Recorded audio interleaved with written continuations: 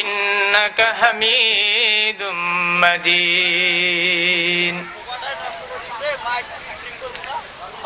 সারা দুনিয়ার মুসলমানেরা আজ সারা দুনিয়ার মুসলমানেরা আজ হয়েছে দিশে হারা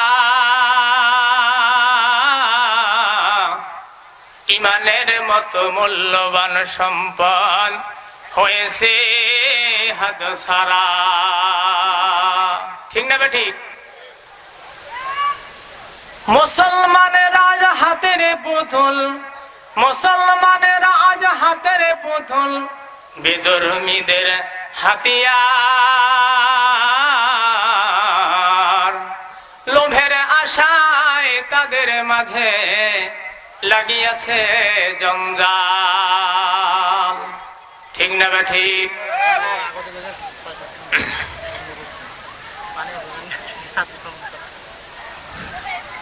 মাইকম করে কেন?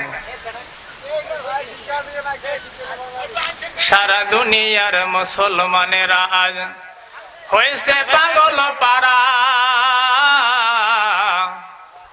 ইমানের মতো মূল্যবান সম্পদ হয়েছে হাতছাড়া। মুসলমানের আজ হাতের পুতুল, মুসলমানের আজ হাতের পুতুল, বিধর্মীদের হাতিয়ার। লোভের নেশায় তাদের মাঝে লাগিয়াছে জঞ্জাল। ধর্মের ক্ষতি হইতেছে বেশি, ধর্মের ক্ষতি হইতেছে বেশি এই মুসলমানের দ্বারা।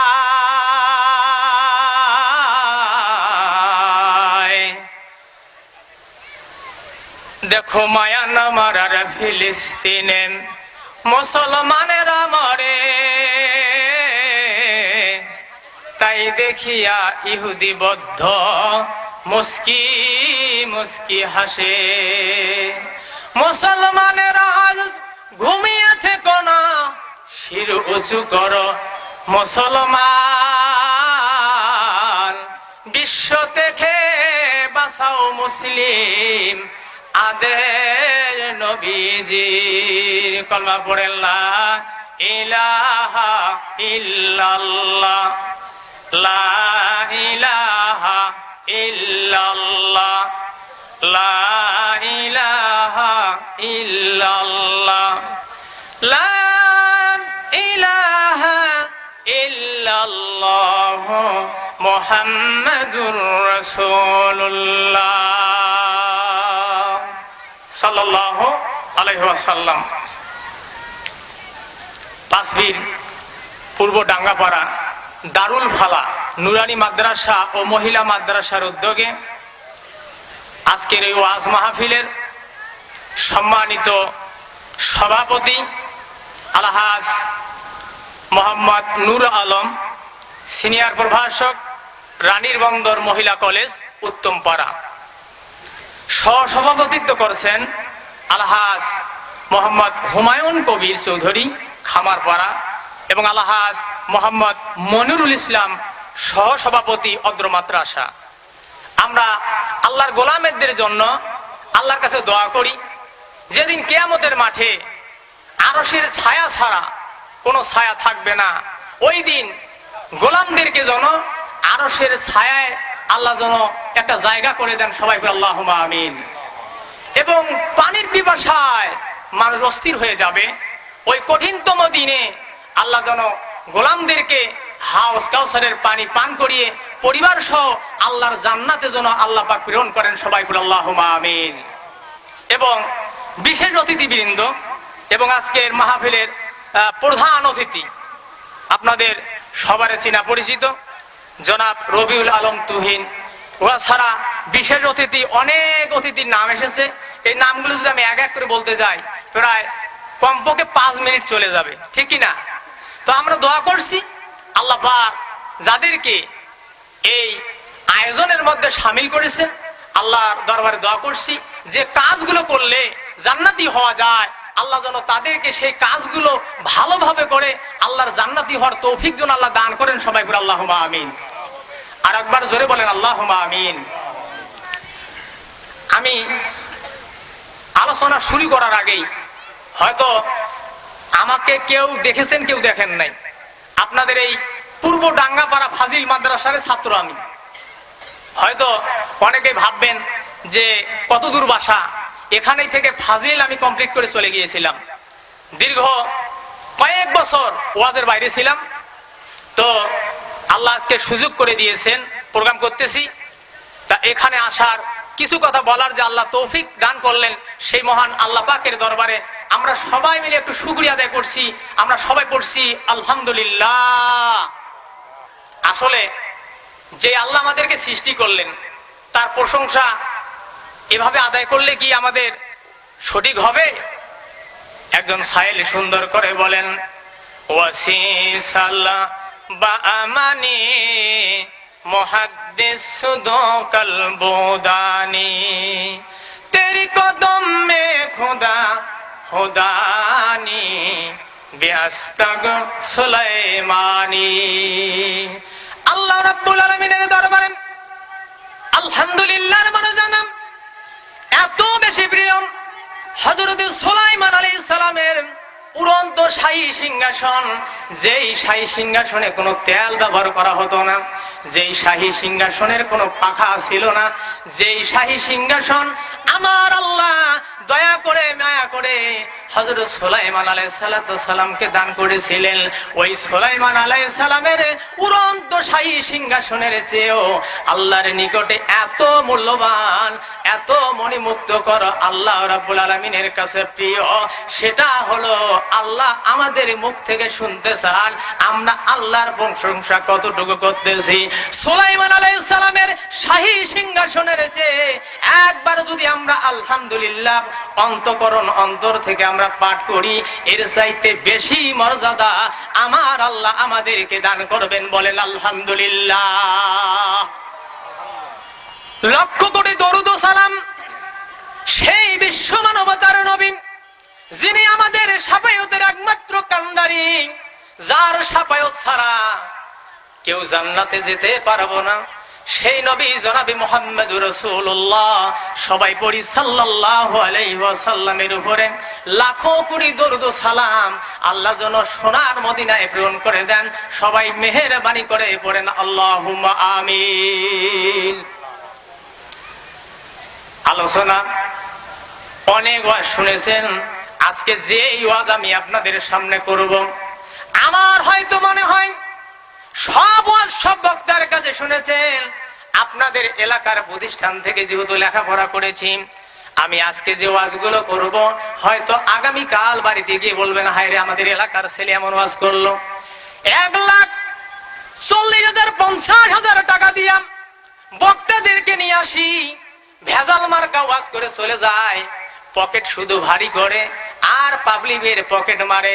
এইরকম ওয়াজ করে কন্ট্রাক্টধারী বক্তাদেরকে আমরা নিয়ে আসি, বিশাল বড় বক্তা। একদিন আমাকে এক হুজুর বলতেছে, হুজুর একটা বড় বক্তা দেন। আমি বললাম, ভাই কয় হাত লম্বা নিবেন? কয় হাত লম্বা নিবেন? বলে, হুজুর এটা কথা কইলেন নাকি? বলে, হ্যাঁ, ওই যে বড় বক্তা চাইলেন।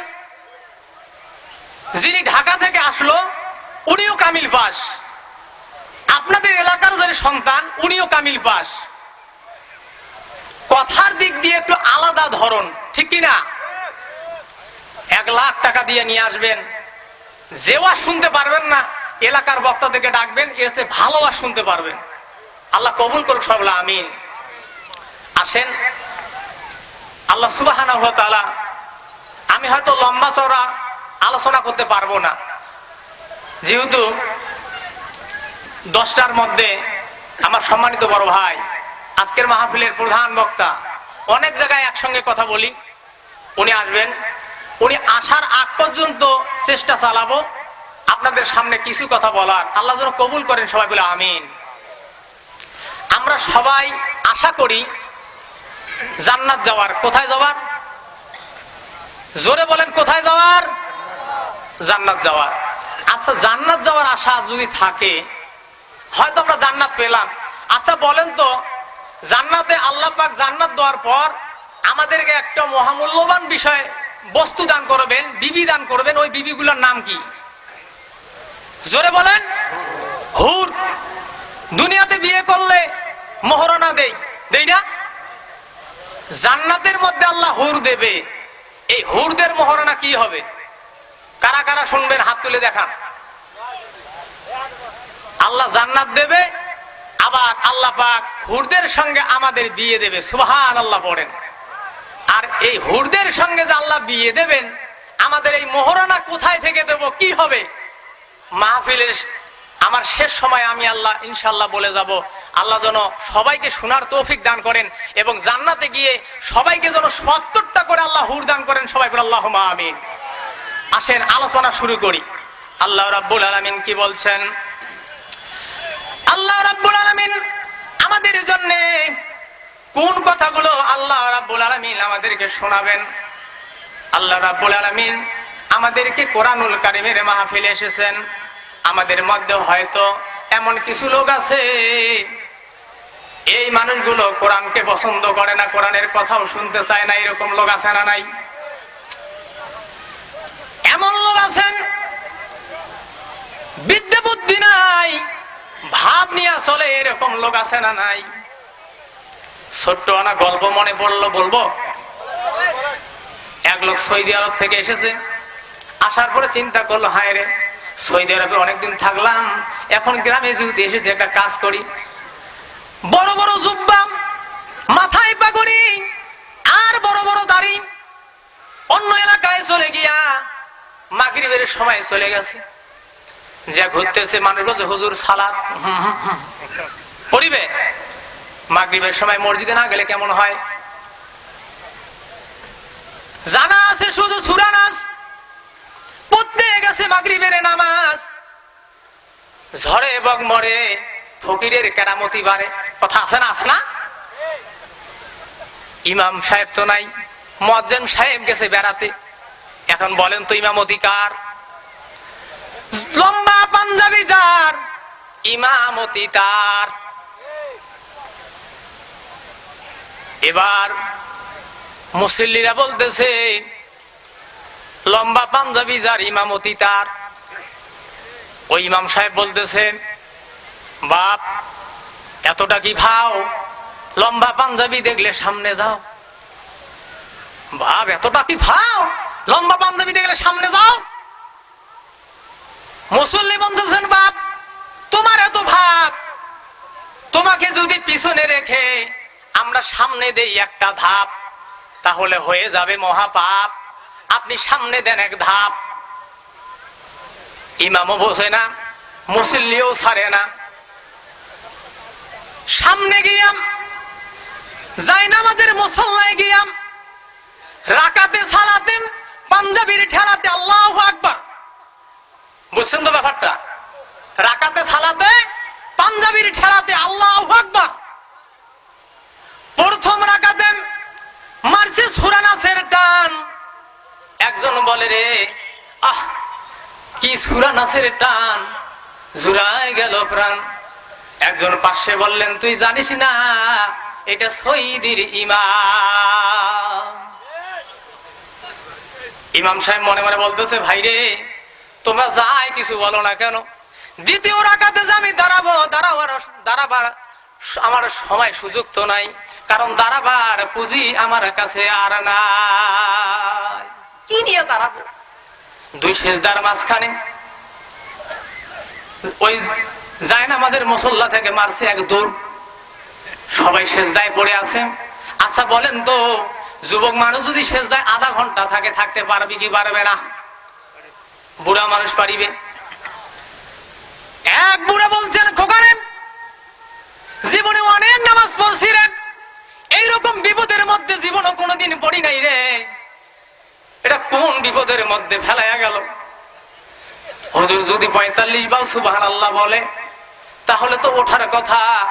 এ খোকা কি বিপদে পড়লাম রে? একজন বলতেছেন, হুজুর ও আমার বাপ, আমার উজু যায় যায় ভাব।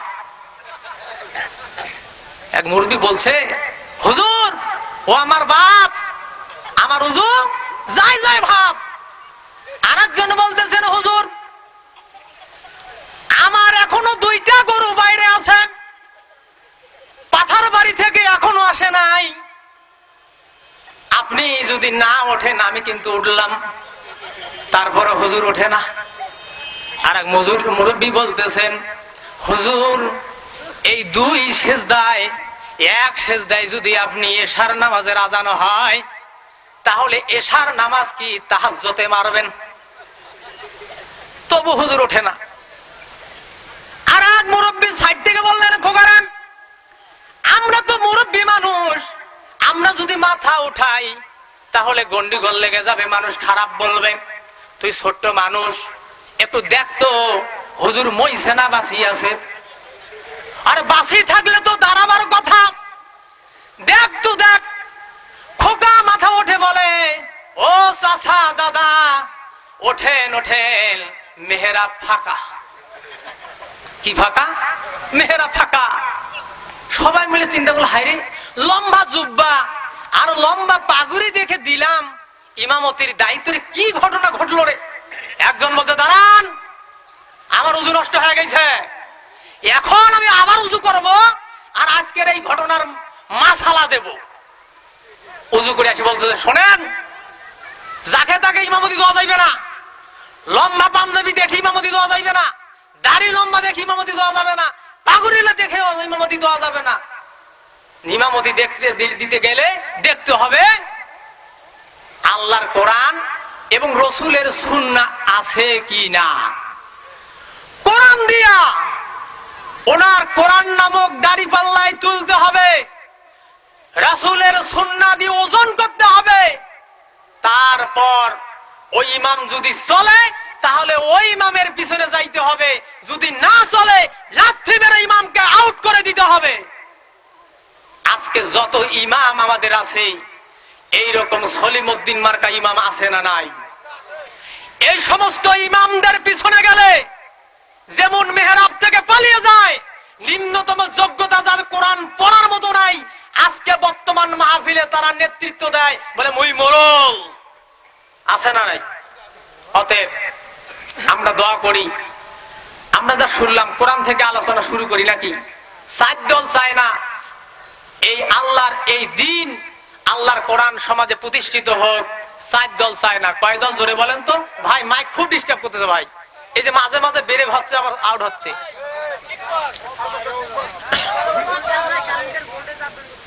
কয় দল চায় ভাইজান? আরো জোরে বলেন, কয় দল? আমি কিন্তু এই যে সাত দলের যে কথা বললাম, হয়তো কেউ কেউ মন খারাপ করবেন, হুজুর সাত দলের কথা বললে। আমি আওয়ামী লীগ, বিএনপি, জামাত, জাতীয়তাবাদী, জাসদ, বাসদ যত দল আছে তাদের কথা কিন্তু বলি নাই। এই সাত দল কারা কারা শুনতে রাজি আছেন? কারা কারা হাত তুলে দেখান।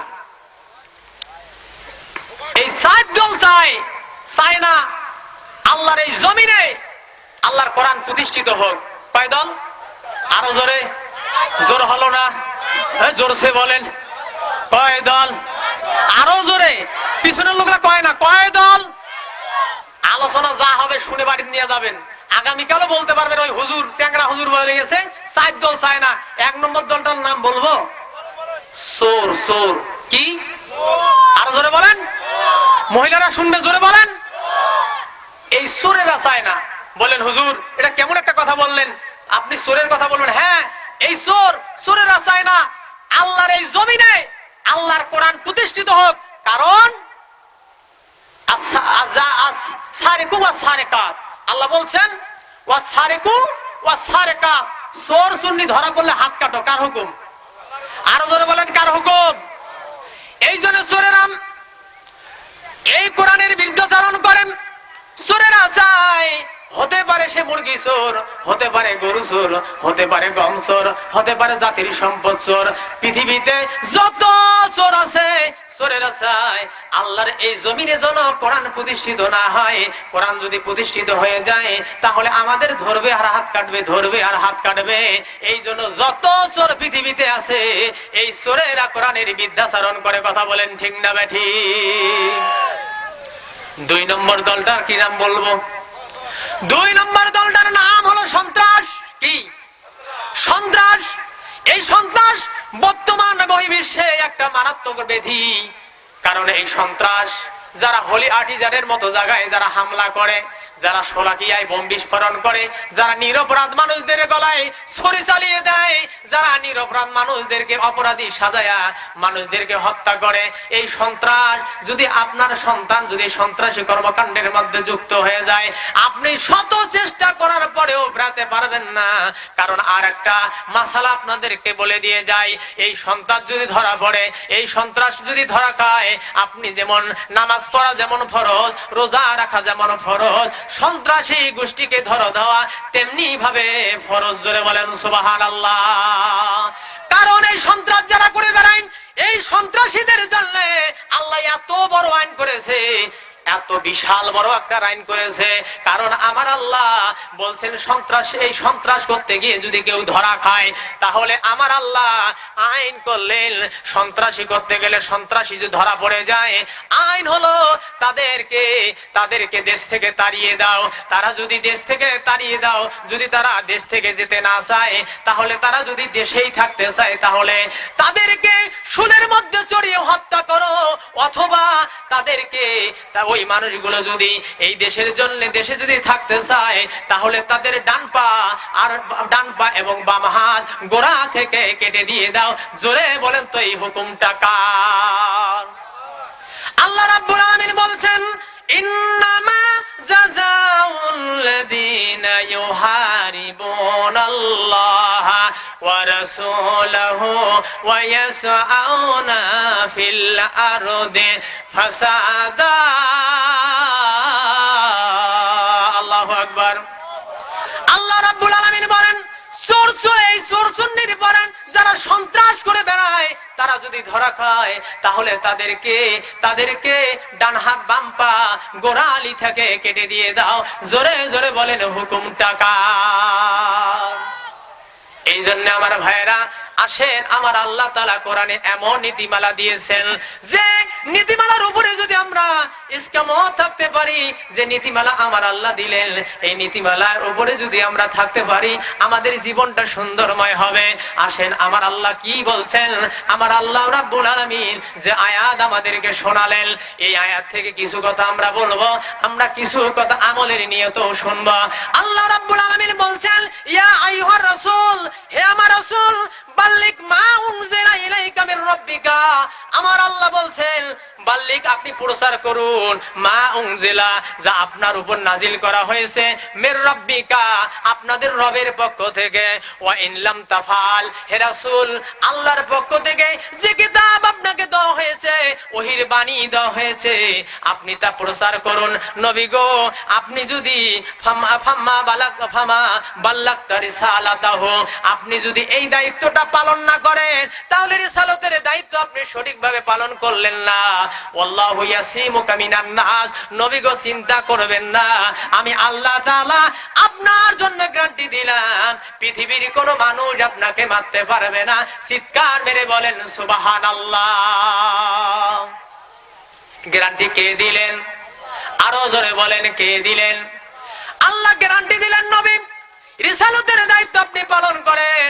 আল্লাহর নবী রিসালাতের দায়িত্ব পালন করতে গিয়া নবীজি আমার 13 বছর মক্কা ইসলাম প্রচার করলেন।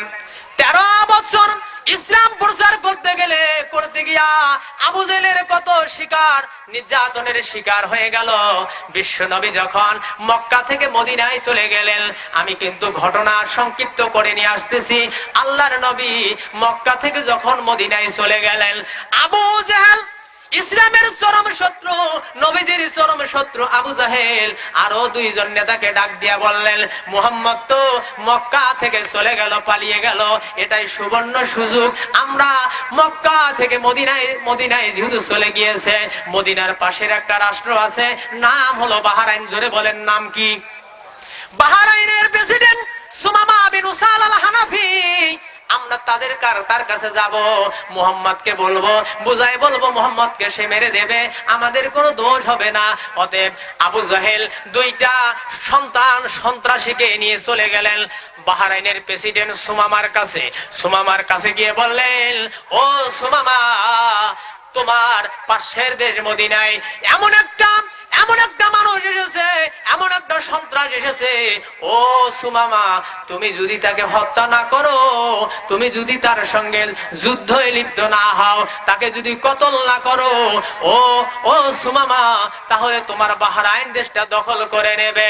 এই সময় সুমামা বললেন, ও আবু জাহেল, আমার দেশের পাশের দেশ নাম হলো মদিনা। এই মদিনার মধ্যে যে মানুষটা এসেছে তার কর্মকাণ্ড কি, কি করে সে? আবু জাহেল বললেন, সে তো দিনের দাওয়াত দেয়, কোরআন বলে। বলে কোরআনটা কি, কোরআন কেমন জিনিস, তুমি কি আমাকে একটু বলতে পারবা? ওই সময় আবু জাহেল বললেন, ও সুমামা, তার চরিত্র ভালো, কিন্তু একটাই মাত্র অপরাধ, সে কোরআন বলে, এটাই হলো অপরাধ। তবে তুমি যখন কোরআন শুনতে চাও, ও সুমামা শোনো, আমার 13-14টা সূরা আমার মুখস্থ আছে। কয়টা? 13-14টা সূরা আমার মুখস্থ। আমাদের সমাজের মধ্যে এরকম সূরা মুখস্থ কর্নেওয়ালা মানুষ আছে না নাই? বেধর্মী লোকেরাও কিন্তু সূরা মুখস্থ করে রাখে। তার মানে কোরআনের সূরা মুখস্থ করলে ঈমানদার হওয়া যায় না, ঠিক কিনা ভাই? যে অবস্থা বলবেন তো, জীবন মাটি করে দিয়ে দিলেন।